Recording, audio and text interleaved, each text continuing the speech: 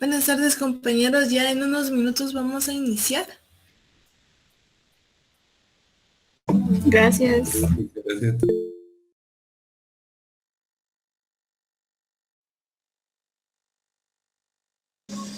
Hola, hola, ¿qué tal? Muy buenas tardes, estimados amigos, compañeros. Tengan ustedes la mejor de las bienvenidas a Asociación de Derecho Penal 1 con el doctor José Francisco de Matavela.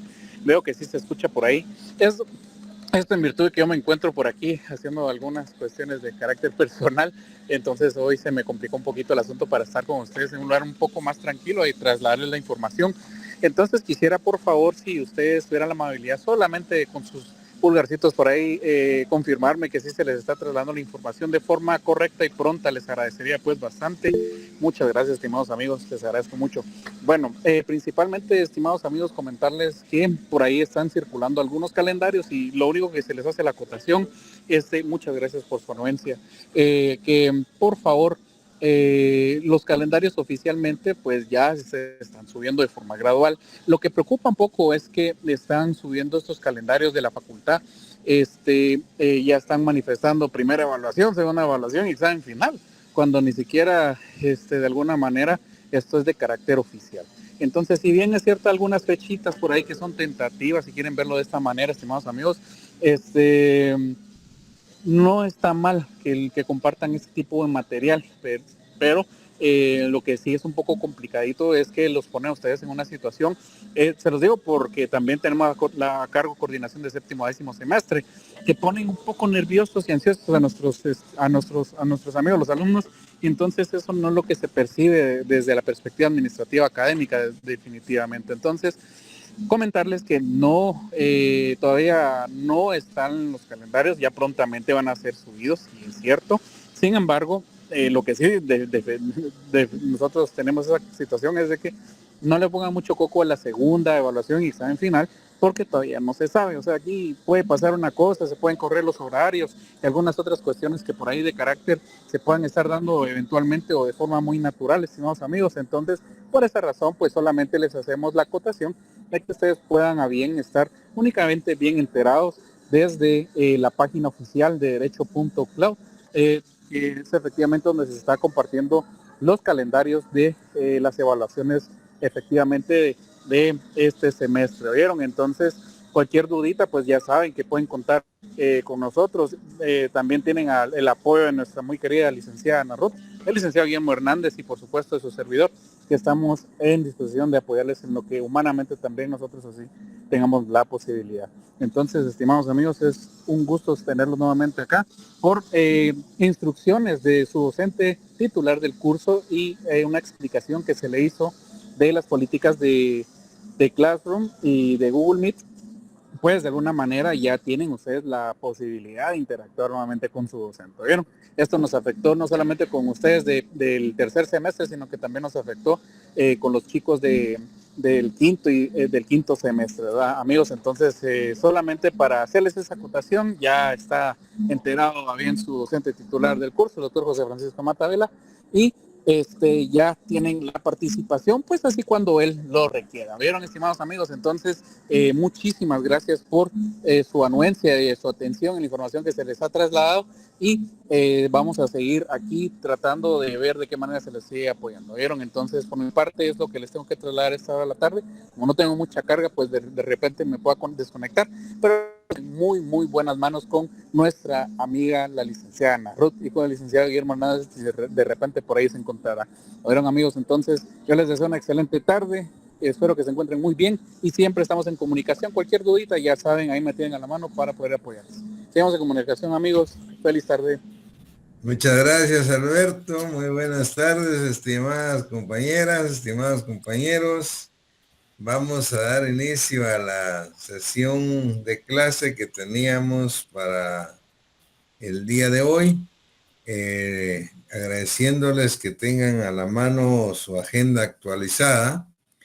Por un error, pues, involuntario, no se había puesto uno de los temas que queríamos tratar antes de las fuentes del derecho penal y la exégesis de la ley penal del Estado, que se refiere a las leyes penales en blanco o abiertas. pero entiendo que ya se les hizo llegar la agenda, pues con este tema para principiar la exposición de clase del día de hoy, es decir, leyes penales en blanco o abiertas. Tal y como lo he manifestado en otras oportunidades, la ventaja que tenemos ahora con las clases presenciales es que cualquier duda que a ustedes se les presente, por favor anótenla y me la presentan la semana entrante cuando tengamos la clase presencial. Y allá los resolvemos con muchísimo gusto. Acá, pues por tratarse de una clase virtual, tenemos pues otras condiciones y lo mejor es pues que yo haga mi exposición, que ustedes escuchen, insisto, cualquier duda que se les va surgiendo, ustedes se sirven a anotarla y me la hacen cuando estemos en clase presencial en la facultad.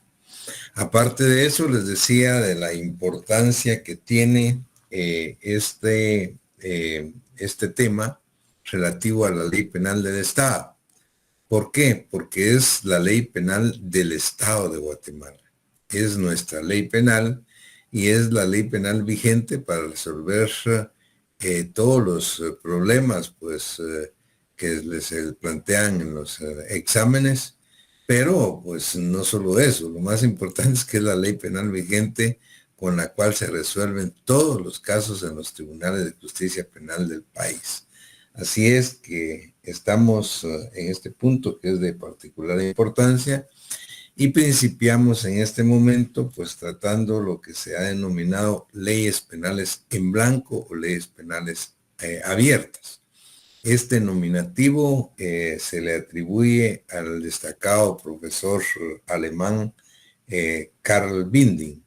Fue él quien consideró que las disposiciones penales cuyos preceptos, cuya descripción era necesaria hacer uso de otro texto legal, de otra norma, otros reglamentos, para que quedaran de alguna manera completas.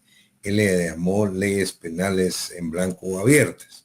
Pero Karl Binding, cuando hace su planteamiento, pues se refiere a las leyes penales que son preceptos incompletos.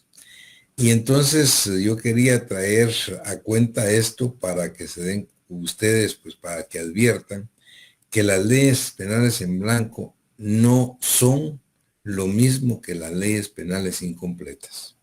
Las leyes penales incompletas son otro asunto que vamos a tratar el día de hoy y luego pues las lagunas legales. Por eso es que cuando pusimos como título del primer punto de agenda, leyes penales en blanco o abiertas, les pusimos abajo también como los subtítulos, leyes penales incompletas y lagunas legales, porque no son lo mismo.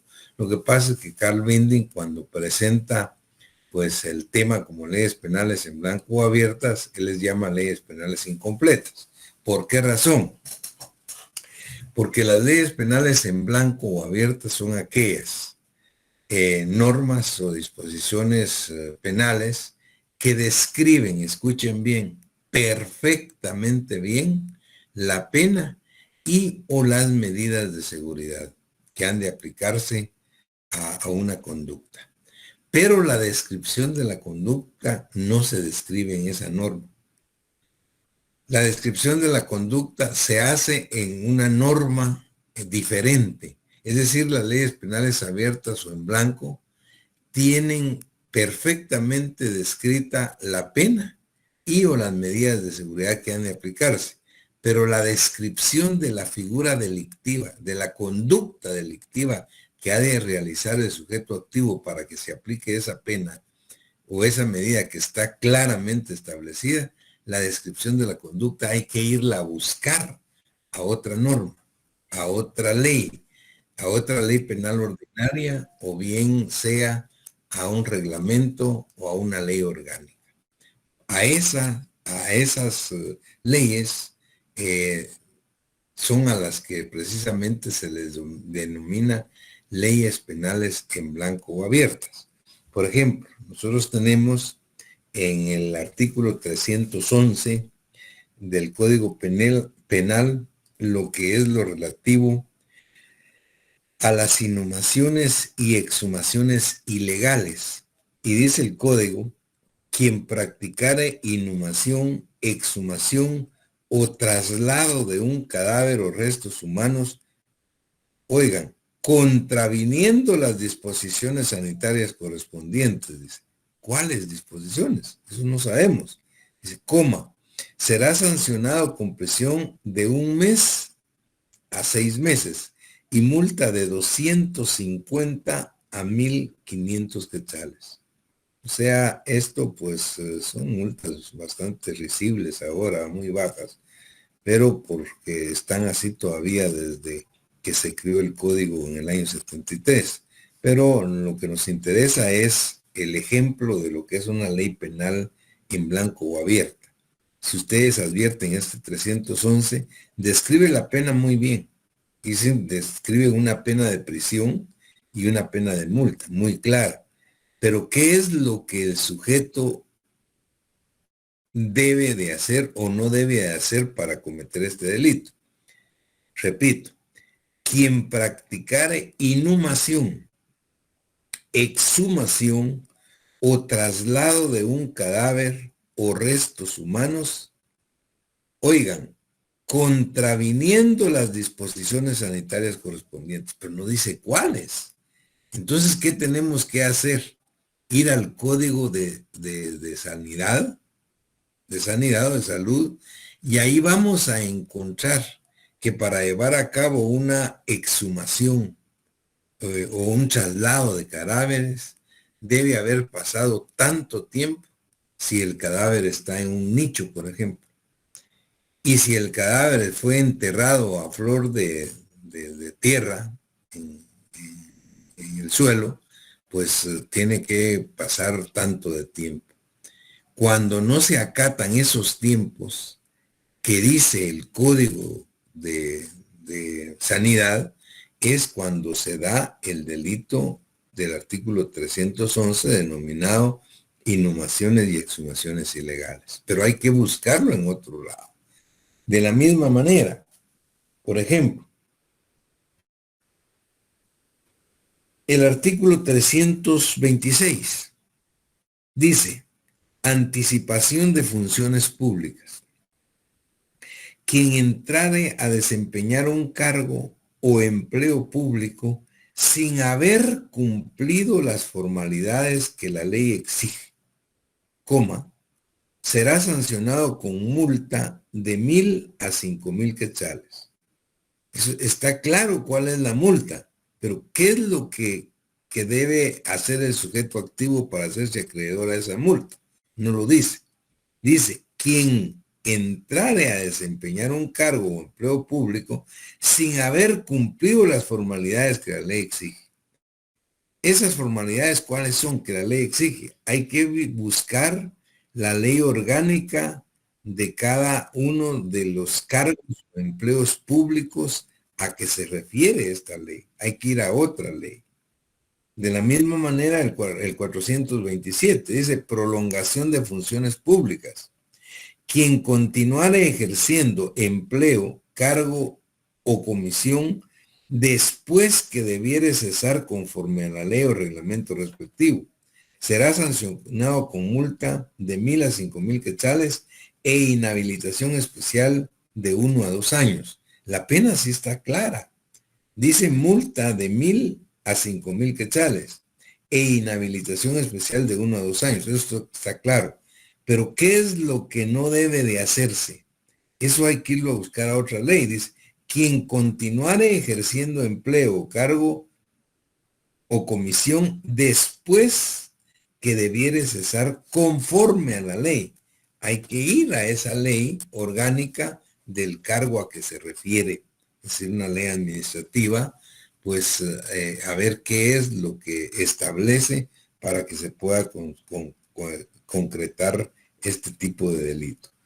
Esto es entonces lo que Carl Bindi llaman leyes penales o leyes abiertas, donde se describe perfectamente bien en el Código Penal la pena, pero la descripción delictiva no se dice acá. Hay que ir a buscarla a otra ley ordinaria o a una ley reglamentaria o una ley orgánica, es decir, que va a describir lo que la ley penal no dice. Por eso se llaman abiertas o en blanco. De todas maneras, lo más conveniente es que los códigos penales actuales, modernos, no tengan este tipo de leyes. Los que son las leyes penales abiertas o leyes penales en blanco son las menos prudentes porque se prestan en un momento determinado a caer en analogía, y eso está prohibido, a hacer interpretaciones extensivas, de tal manera que más allá de la interpretación extensiva se pueda caer en analogía. Ya voy a poner un ejemplo. Pero estas son leyes penales abiertas o en blanco. No son leyes penales incompletas. Las leyes penales incompletas se entienden aquellas que necesitan de una interpretación extensiva sin caer en analogía. Pero hay norma, pero la norma es muy corta, es muy escueta, y entonces necesitan interpretarse más ampliamente y se requiere de una interpretación extensiva. El riesgo que se corre cuando se hace una interpretación extensiva es que se caiga en analogía. Y eso está prohibido. Ya les voy a poner un ejemplo. Y luego tenemos las lagunas legales. Las lagunas legales sí están muy claras. ¿Cuándo hay una laguna legal? Cuando no hay ley. Cuando no hay ley que regule esa conducta. Hay una laguna legal. No hay una ley que regule esa conducta. No hay.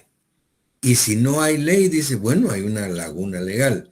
Y si hay una laguna legal, no hay delito. No hay delito. Eso está muy claro. Entonces son tres dimensiones. La ley penal en blanco, que es aquella que describe perfectamente bien la pena. Pero la descripción de la conducta delictiva hay que irla a buscar a otra ley ordinaria o a una ley reglamentaria o a una ley orgánica. Esa es ley penal en blanco. La ley penal incompleta es aquella que describe una conducta y una pena, pero que lo hace de manera muy exigua, muy corta, y que se presta muchas veces a hacer una interpretación extensiva. El riesgo que se corre aquí es que cuando se hace extensivamente se puede caer en la analogía y eso está prohibido. Las lagunas legales, ahí no hay pierde. Lagunas legales es no hay norma, se carece total de norma. Y si se carece total de norma, pues quiere decir que la conducta no está contemplada como delictiva. Está muy claro. Lo que más preocupa en la práctica forense son las leyes penales incompletas o las leyes penales en blanco. Es decir, las leyes penales incompletas más porque son aquellas que son muy exiguas. Yo les planteaba a guisa de ejemplo, para que ustedes pueda quedar claro, una situación que afortunadamente ya se superó en nuestro país, pero que antes de que se emitiera la ley contra narcoactividad era un problema serio, porque estábamos frente a una ley penal incompleta que se interpretaba extensivamente por los jueces y obviamente creemos que se caía en analogía, que está prohibido. ¿A qué me refiero?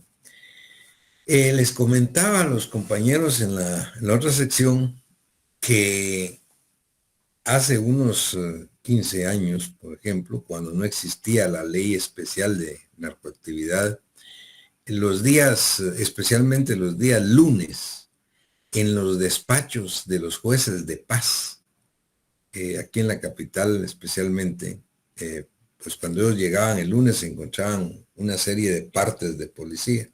Los partes eran escritos, pues. Y los partes de policía decía: señor juez, por este medio ponemos a su disposición en las detenciones de la zona 18 a fulano de tal que el día de ayer fue capturado cuando se fumaba un cigarro de marihuana en la avenida Bolívar y 20 por ejemplo. Otros decían: señor juez, ponemos a su disposición a fulano de tal porque el día sábado fue capturado cuando se fumaba un cigarro de marihuana en el Campo Marte. Y así por el estilo. Pero llamaba la atención que muchos de los partes, engrapaban la chenca del cigarro de marihuana que encontraban fumando al sujeto, pues, y lo engrapaban en el parte policía. ¿Qué hacía el juez? Y no era uno ni dos, era una cantidad de partes que decían más o menos lo mismo. El juez lo que hacía era, se iba al artículo 307. Ustedes lo tienen en su código y ahí lo leen. Obviamente que ese artículo ya no existe legalmente. Está totalmente abrogado, porque quedó abrogado cuando nace la ley contra la narcoactividad. Pero en ese momento no existía la ley especial de narcoactividad. Entonces lo que teníamos en el Código Penal, el 307. Y el artículo 307 dice, oigan bien lo que dice. Dice: tráfico ilegal de fármacos, drogas o estupefacientes.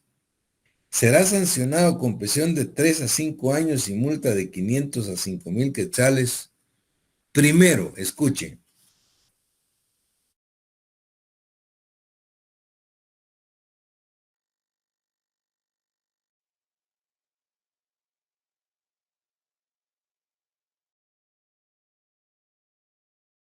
El verbo rector es introducir al país. 2. Quien sin estar autorizado, oigan los verbos, vendiere, entregare, transportare o suministrare fármacos, drogas o estupefacientes. Vean los verbos: vender, entregar, transportar, suministrar. Y luego dice: 3, quien sin estar autorizado retuviere, guardare o en cualquier forma conserve en su poder fármacos, drogas. La pregunta que les hacía yo en aquel momento a mis alumnos para discutir este tema era el siguiente. Cuando este código se emite por el Congreso de la República, estábamos en el año 73. Y la droga de moda, digamos, por decirlo así, era la marihuana. Y entonces cuando uno escucha hablar de marihuana, ¿en qué piensa rápido? Si yo les digo a ustedes, por ejemplo, cerveza, ¿en qué piensan? En tomar, es decir, en beber cerveza. Pues si yo les digo cigarro, ¿en qué piensan? En fumar. Y si yo les digo marihuana, ¿en qué piensan? En fumar. La pregunta es, ¿cómo es posible que el legislador haya tenido en cuenta en el 307 verbos delictivos como introducir, transportar, vender, entregar, suministrar, pero se le olvidó fumar? Se le olvidó por el verbo consumir o el verbo fumar. ¿Cómo es posible? Entonces la pregunta que yo les hacía es, ¿será que al legislador se le olvidó el verbo consumir o fumar? ¿Será que se le olvidó o será que no lo quiso prohibir? Esa es la gran incógnita. Esa es la gran pregunta. Y yo creo que ante esa situación, los jueces de paz lo que hacían era una interpretación extensiva de una ley penal, según ellos, incompleta. Según ellos, era una ley penal que estaba incompleta, porque no decía el verbo pues consumir o fumar, y entonces ellos hacían una interpretación. ¿De qué? Porque en el numeral 3 dice, quien sin estar autorizado retuviere, guardare o en cualquier otra forma conserve en su poder. Oigan esto, quien está fumando marihuana está conservando en su poder. Eso está muy jalado, pues. Así como hablamos los abogados, ¿verdad? Está muy jalado. Esa es una interpretación muy extensiva que cae en la analogía. Y creíamos que realmente no es que al legislador, a los diputados en el Congreso se les ha olvidado. Lo que pasó es que no lo querían prohibir. ¿Por qué? Porque el drogadicto, el que está adicto a la marihuana o a una droga, no es victimario, es víctima. Él es víctima, no es victimario. Y les comentaba que más recientemente, pues cuando hace algunos 5 o 10 años aparece y se pone de moda el VIH positivo, o sea, el SIDA, pues a una persona la encontraron en Estados Unidos, pues extrayéndose sangre y pinchando con la jeringa a quienes venían en el bus. Y entonces lo capturaron y lo llevaron frente a un juez. Pero la discusión era, realmente él qué quería, por qué se le iba a llevar a juicio, a procesar penalmente. Por la agresión, no por la transmisión del SIDA. No porque él tuviera SIDA. Fíjense bien, no porque él tuviera SIDA. Porque no podemos castigar a la gente porque es VIH positiva, pues. No, los que tienen VIH positiva, ellos son victimarios. Son víctimas, no son victimarios. De igual manera como se interpreta la posición de los drogadictos, que son víctimas, no son victimarios. Y yo estoy seguro que nuestro eminente profesor de Derecho Penal en la Facultad de Derecho San Carlos, don Gonzalo Menéndez de la Riva, el doctor Gonzalo Menéndez de la Riva, que fue el que hizo el proyecto de Código Penal para Guatemala en el año 70, 70 y pico, él estaba a la altura de las corrientes más importantes del derecho penal que existía en ese entonces. Y estaba claro que el que fumaba marihuana era una víctima, no era un victimario. Entonces no pusieron, pues de propósito, dentro del artículo 307, el verbo consumir o fumar. Ahora, ¿qué hacían los jueces? Muchos de los jueces en ese momento, pero lo que pasa es que como no había otra norma, no había más que hacer uso o mal uso, si ustedes quieren, del 307. Y empezaban el proceso al pobre diablo que habían encontrado fumándose su cigarrito de marihuana, lo procesaban por tráfico ilegal de fármacos, drogas y estupefacientes. Y le ponían la misma pena que le ponían a un traficante de drogas o a alguien que se dedica al tráfico ilegal de drogas. Eso es otra cosa. Eso afortunadamente cambió totalmente, y esto solo se lo estoy dando como un ejemplo para que ustedes puedan comprender qué es una ley penal incompleta y a qué se refieren las interpretaciones extensivas, que son muy delicadas porque pueden caer en la analogía y la analogía es prohibida. Esto pues con la ley penal que tenemos moderna, pues, del tráfico ilegal de drogas, esto quedó superado.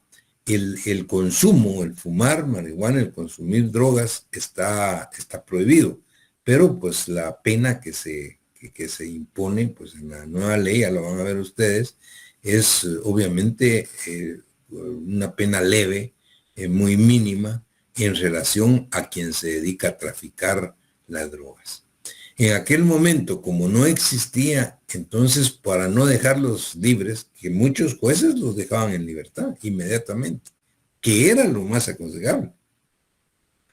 Pero para no dejarlos en libertad hacían una interpretación extensiva que les llevaba a pensar, bueno, aquí dice que quien en cualquier forma conserva en su poder, quien está fumando está conservando en su poder, pero eso no puede ser, pues.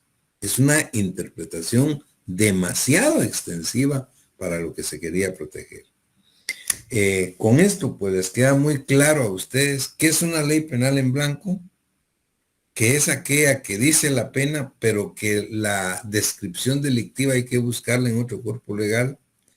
Luego tenemos las leyes penales incompletas, en los que sí dice la descripción y la pena, pero el verdadero espíritu del legislador se busca a través de una interpretación extensiva, que la interpretación extensiva sí es legalmente permitida, pero sin que se caiga en analogía, como el caso que les estaba planteando. Y luego las lagunas legales. En las lagunas legales no hay para dónde, no hay norma, y si no hay norma que contenga esa conducta, de acuerdo al principio de legalidad, no podemos hablar de que hay delito. Muy bien, con esto entonces finalizamos este primer punto que teníamos en la agenda de hoy, e inmediatamente pasamos a nuestro segundo punto de agenda, que se refiere a las fuentes del derecho penal. Es un punto pues superlativamente importante. Lo que sí quisiera que ustedes tomaran muy en cuenta es que estamos hablando de fuentes del derecho penal. No estoy hablando fuentes de la ley penal, no. Aquí hablamos de fuentes del derecho penal. Y vamos a ver, de entrada se los digo, para que nunca se les olvide, que la única fuente directa de derecho penal que hay en nuestro ordenamiento jurídico penal guatemalteco es la misma ley penal. Y así lo establece la doctrina y los legisladores. Y esto es por el principio de legalidad. No hay un crimen, no hay pena sin ley. No hay crimen ni pena si previamente no está en la ley penal del Estado. ¿Qué quiere decir esto? Que la fuente directa de derecho penal es la misma ley penal. Ahora, ¿qué entendemos o qué debemos entender por fuentes del derecho penal? Fuente es el lugar donde nace algo. Desde el punto de vista amplio, lato sensu, llamamos fuente al manantial donde brota algo. Desde el punto de vista estrictamente jurídico, pues nos preguntamos cuál es el lugar donde brota o donde nace el derecho penal. Entonces la respuesta ya la tienen ustedes muy clara, es la ley penal. Pero la doctrina cuando explica esto dice, habla de dos clases de fuentes. Habla de las fuentes reales o materiales, que también les llama sustanciales, y habla de las fuentes formales. Entonces, tratemos de explicar. ¿Cuáles son las fuentes reales o materiales del derecho penal? Se entiende que las fuentes reales o materiales son la realidad social misma. La realidad social por la que atraviesan la evolución de los pueblos. Son las expresiones humanas.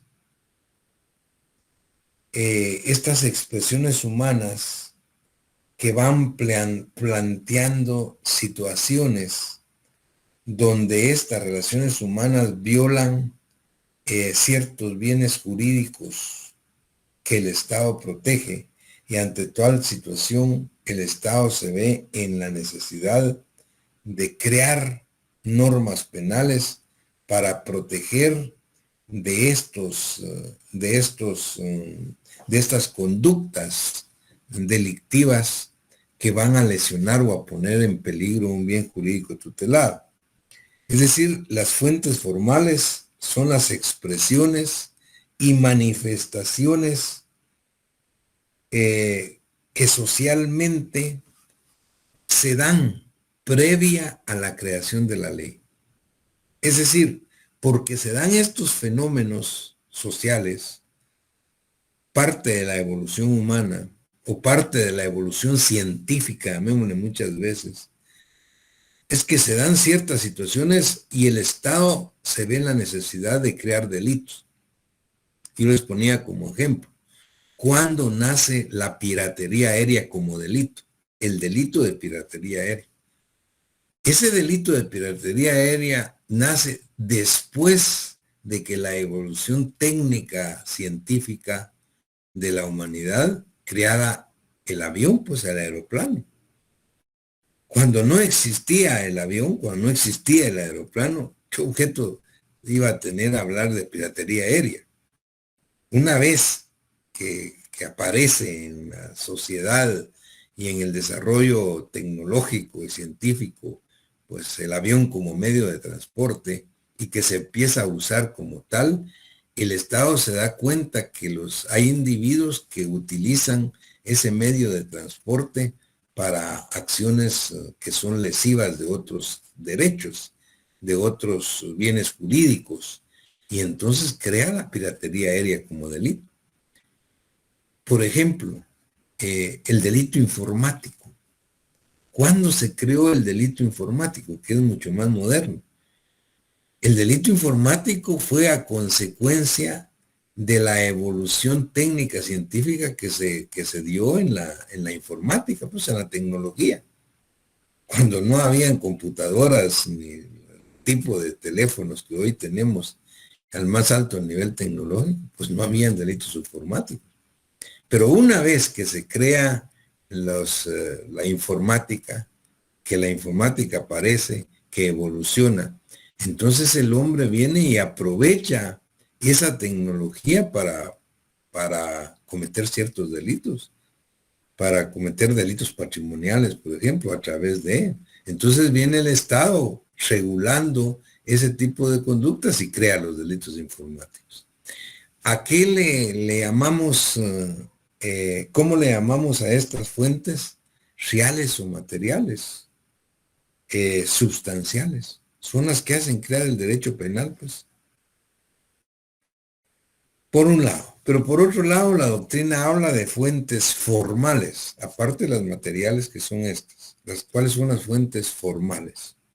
Le llama fuentes formales la doctrina a todo el proceso de creación de las normas penales, a todo el proceso de creación de la ley, desde que se da la iniciativa de ley hasta que ésta se publica en el diario oficial.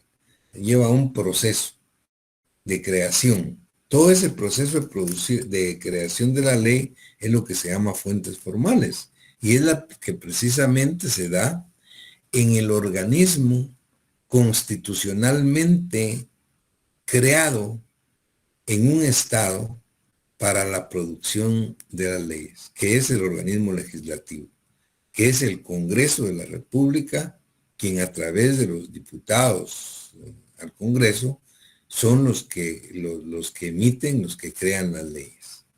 Y finalmente, pues tenemos que advertir que también no solo es el legislativo, finalmente también hay participación del Ejecutivo, porque en última instancia es el Ejecutivo el que ordena la publicación de la ley, que es la última fase de creación. Estas se entienden entonces como fuentes formales. Luego la doctrina habla de fuentes directas y de fuentes indirectas del derecho penal. ¿Cuáles son las fuentes directas? Ya les explicaba. De entrada les dije. La única fuente directa de derecho penal es la misma ley penal. La ley penal es la única fuente directa por cuanto que es la única que puede crear delitos y establecer penas para esos delitos. La ley penal es la que tiene con exclusividad el privilegio de crear delitos y penas para esos delitos. Estas fuentes directas de ley penal, del derecho penal, que es la ley penal, se denominan o se clasifican en fuentes directas de producción y fuentes directas de cognición. Fuentes directas de producción es donde se produce la ley y fuentes directas de cognición donde se conoce la ley. ¿Cuáles son las primeras? Las fuentes directas de producción, insisto, no es más que el organismo técnicamente y constitucionalmente facultado para crearlas, que es el organismo legislativo, representado por el Congreso de la República. Es el lugar donde por excelencia se producen las leyes. Entonces, a ellos se les llama fuente directa de producción, produce. Ahora, ¿cuáles son las fuentes directas de cognición, o sea, de conocimiento? ¿Dónde se conoce? Se conocen a través de las normas de los penales, de los procesos normativos. Y ahí hemos dicho ya varias veces que la primera fuente de cognición o de conocimiento de una ley penal es la ley penal ordinaria. En nuestro caso actual es el decreto legislativo 1773 del Congreso de la República, que es el Código Penal Ordinario. Luego están las leyes penales especiales. Las leyes penales especiales hemos dicho que son aquellas que describen delitos y penas para esos delitos, pero que no están dentro del Código Penal, porque regulan una materia específica. Tal es el caso del Código Penal Militar, por ejemplo, del Código de Aduana, de la Ley de Contrabando, de la Ley de Narcoactividad, de la Ley de Crimen Organizado. Esas se llaman leyes penales especiales, que también forman parte de las fuentes directas de cognición. Otra fuente directa de cognición dijimos que son los decretos leyes, que emite. ¿Cuáles son los decretos leyes? Aquellos que se emiten no en el legislativo, sino en el ejecutivo, cuando por cualquier circunstancia especial no está reunido el Congreso de la República. Lo que sucedió, les comentaba en una oportunidad, cuando fue el terremoto del 4 de febrero, fue a las 3 de la mañana. A las 6 de la mañana ya habían decretos del Ejecutivo para prevenir el saqueo y el pillaje. Eso no lo hizo el Congreso, lo hizo el presidente de la República de aquel entonces, el general Chele Eugenio Langru, a través de decretos leyes. Entonces esos decretos leyes, pues cuando son penales, son fuentes también directas de cognición. Y luego hablamos de una cuarta posibilidad, que son los convenios o tratados internacionales. Convenios o tratados internacionales que contienen delitos y penas para esos delitos a través de acuerdos o convenios que ha suscrito el Estado de Guatemala y que ha sido ratificado también por el Estado de Guatemala a través del organismo legislativo. A raíz de que se suscribe un decreto o un convenio, mejor dicho, un convenio internacional, y que ese convenio internacional es ratificado por el Congreso de la República, a partir de ese momento, ese acuerdo internacional se convierte en ley general y obligatoria para todos los ciudadanos de la República de Guatemala. Entonces, digamos, son los cuatro fuentes directas de cognición. El Código Penal, las leyes penales especiales, los decretos leyes y los tratados internacionales. Muy bien. Ahora, en cuanto a las fuentes indirectas, se le llama fuentes indirectas aquellas que de alguna manera pueden coadyuvar en la proyección de nuevas normas jurídico-penales, incluso pues que pueden ser útiles tanto en la creación de la ley por el Congreso de la República, pero que no son fuentes directas. A quienes se les llama o se les considera, mejor dicho, fuentes indirectas de producción del derecho penal. Le llamamos así a las que ustedes conocieron el año pasado como fuentes del derecho en general, es decir, la costumbre, la jurisprudencia, la doctrina, los principios generales del derecho. Esos principios generales del derecho, esa doctrina científica, esa jurisprudencia y esas costumbres en derecho penal no son más que fuentes indirectas. ¿Por qué razón? Tratemos de explicarlo. Si nos referimos a la costumbre, por ejemplo, las costumbres no son más que un conjunto de normas no escritas. Conjunto de normas que se dan en la sociedad, pero que no están escritas, que se dan a través de los usos.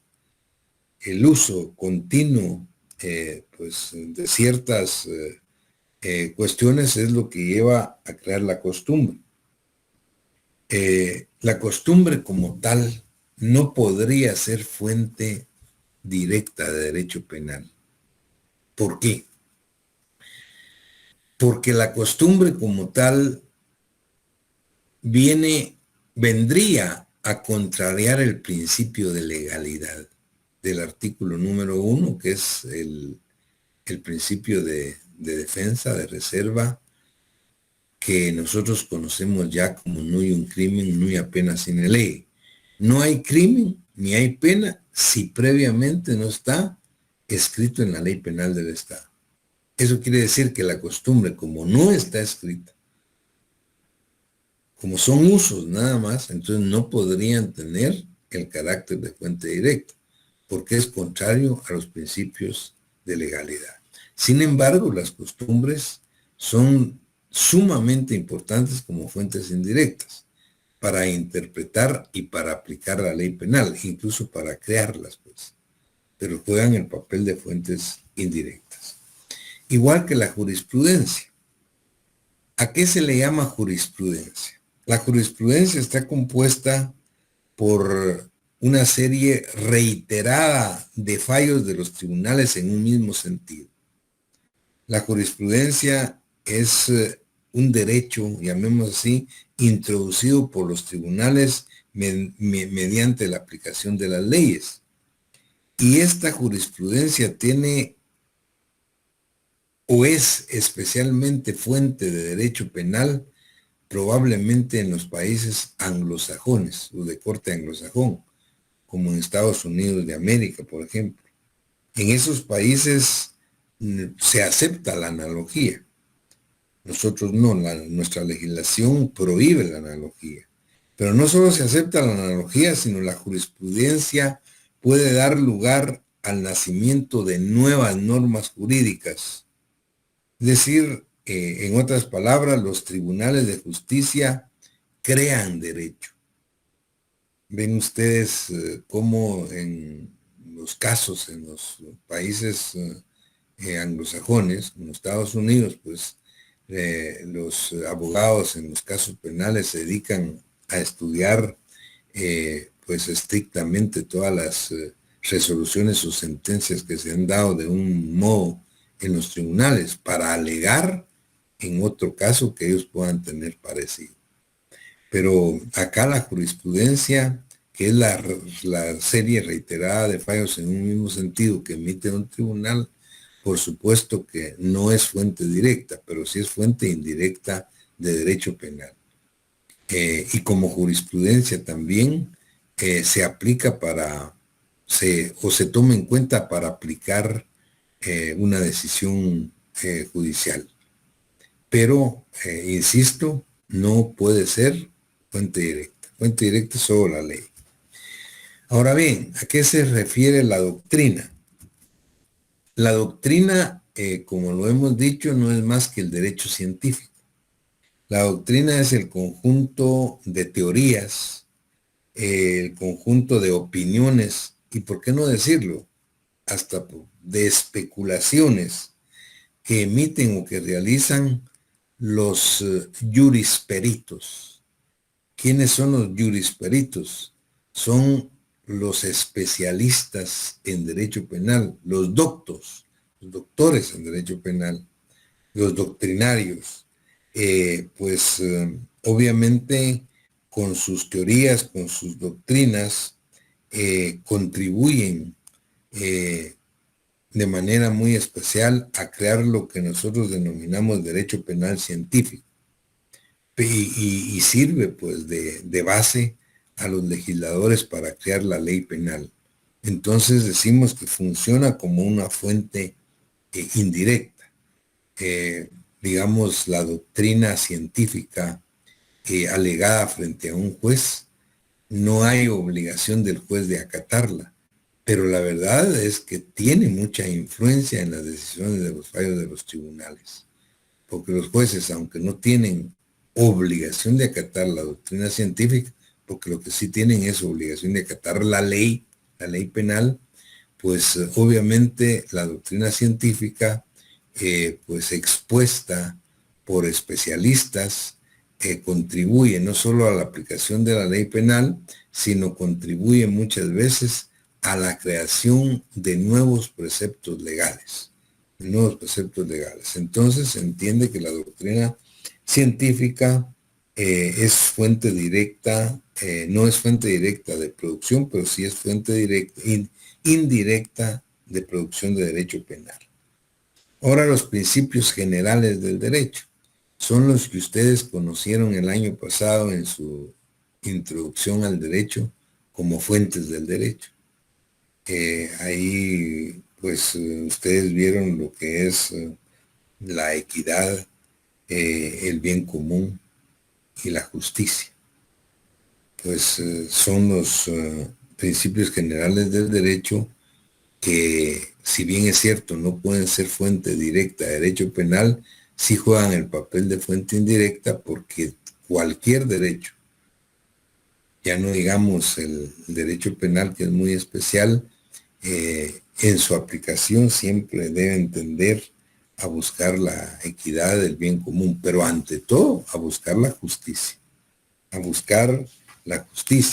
y entonces juegan el papel de producción indirecta de derecho penal. Esto pues es lo que podemos decir en relación a lo que son las fuentes del derecho penal. Y luego tenemos como tercer punto en la agenda de hoy, teníamos lo relativo a la exégesis o interpretación de la ley penal. Este es un punto muy amplio, pero más que amplio, es de superlativa importancia en la aplicación del derecho penal, en la aplicación de la ley penal. Y por lo tanto, pues vamos a dejarlo para hacer la explicación más extensa en el próximo periodo de clases. Sin embargo, quiero hacer su presentación el día de hoy. ¿A qué se refiere la exégesis o interpretación de la ley penal? La exégesis o interpretación de la ley penal decimos que es un proceso mental que tiene como objeto descubrir el verdadero pensamiento del legislador, que es el fundamento de la escuela exegética, o bien explicar el verdadero sentido de una disposición legal. La interpretación de la ley es el proceso mental a través del cual una persona trata de encontrar el verdadero espíritu que creó esa ley penal o la ratio legis de la ley penal, la razón de ser. Pero eso es bastante importante y complicado. Oigan por qué, la importancia que esto tiene. Frente a un mismo caso y frente a una misma ley penal del Estado, por lo menos hay 3 cerebros distintos para interpretarla. ¿A qué me refiero? Se trata de un caso penal, que hay que resolverlo con una misma ley penal. Pero tenemos un primer cerebro que va a interpretar, que es el cerebro de un especialista en derecho penal que se llama fiscal. Los fiscales tienen dentro de sus facultades la de investigar, la de acusar en juicio, llevar la acusación en nombre del Estado. Estos fiscales, para llevar a cabo su trabajo de la mejor manera posible, hacen una interpretación en razón de la función que están ejerciendo o que están ejercitando. O sea, interpretan una ley penal, una misma ley penal, frente a un mismo caso penal. Pero frente a ese mismo caso y a esa misma ley penal, hay otro cerebro, un segundo cerebro, que lo contratan para defender al acusado. Y entonces va a ser una interpretación en razón de la defensa que tiene la responsabilidad de hacer, una defensa técnica que se llama. Entonces ya son 2 interpretaciones que pudieran ser en un momento dado de manera distinta. Pero hay una tercera interpretación que es quizás la más importante. Y es la que realiza un cerebro que es el que va a decidir quién tiene la razón, si el que está acusando o el que está defendiendo. Me refiero al juez. El juez, frente al mismo caso, frente a la misma ley penal, tiene que hacer una interpretación en razón de definir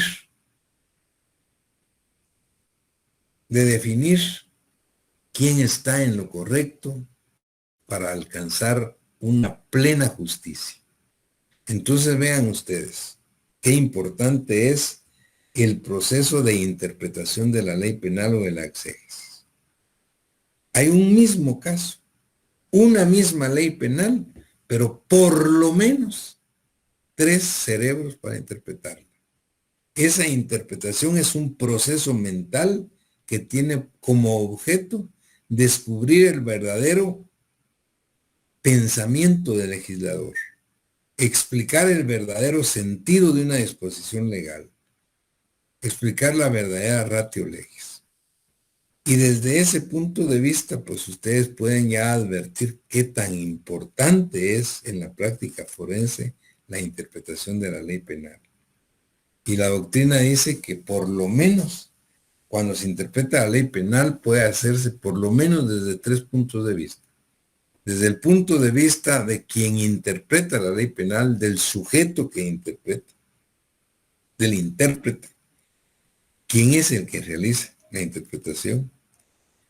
Otra viene desde el punto de vista de los medios para realizar la interpretación, qué medios va a utilizarse para la interpretación.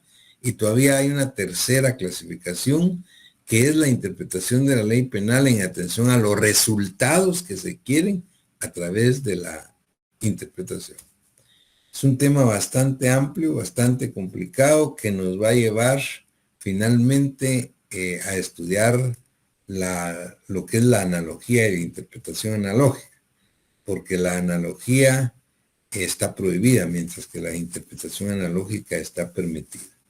En todo caso, lo voy a explicar pues más ampliamente, de manera puntual, en la próxima clase, el próximo jueves. Tenemos clase virtual también.